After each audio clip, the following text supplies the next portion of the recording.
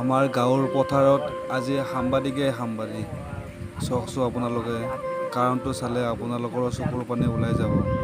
এনেকুৱাও মানুহ থাকেনে আজিকালিৰ দিনতো।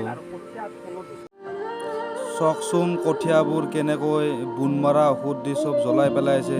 চাওকচোন আপোনালোকে কান্দি কান্দি কি কৈছে চাওকচোন আপোনালোকে। মই হাজিৰা কাম কৰি ফুৰোঁ দাও মাৰি।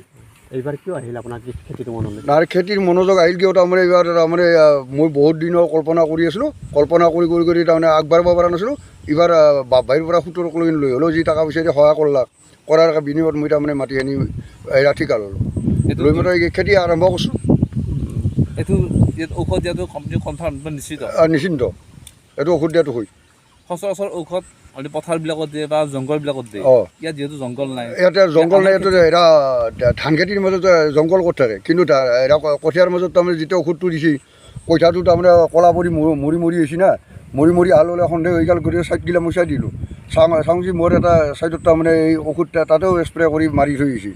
কিন্তু সেই য'তে মাৰছি তাৰ পৰা মোটামুটি 1 বিঘা মাটি পাৰ হ'ব লাগে। মাৰি আহি সেই মোৰ কঠীয়াটোত মাৰছি। আপোনাৰ কাৰোবাৰ শত্ৰুতা আছে? শত্ৰুতা এতিয়া যদি কাৰোবাৰ ভিতৰুৱা কৰি আছে তাৰমানে মই নাজানো।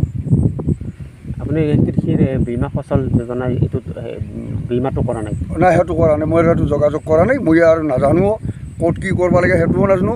আৰু সেই আৰম্ভ কৰিছোঁ যেতিয়া ইয়াৰে পিছত যদি কিবা যোগাযোগ কৰিব লাগিলা হয়, মই খেতিখন কৰিব পাৰিলে তাৰমানে তাৰপিছত যোগাযোগ কৰিলোঁ হয়। চাওকচোন এমুঠি ভাতৰ কাৰণে দিন ৰাতি কষ্ট কৰিব লগা হয়। সেই ধানৰ কঠীয়াতে কোনোবাই দিছে, এনেকৈ দি চব কঠীয়া মাৰি পেলাইছে। চাওকচোন এনেকুৱা নিষ্ঠুৰ মানুহ থাকেনে আজিকালিৰ দিনত। এইবিলাক মানুহ থকাতকৈ মৰি যোৱাই ভাল। এইটোৱে হ'ল সেই জেঠাজনৰ ঘৰ। চাওকচোন আপোনালোকে কিমান দুখীয়া হ'ব পাৰে। ভিডিঅ'টো যিমান পাৰে সিমান শ্বেয়াৰ কৰি দিয়ক আৰু মানুহখিনিক অকণমান হ'লেও সহায় কৰক আপোনালোকে।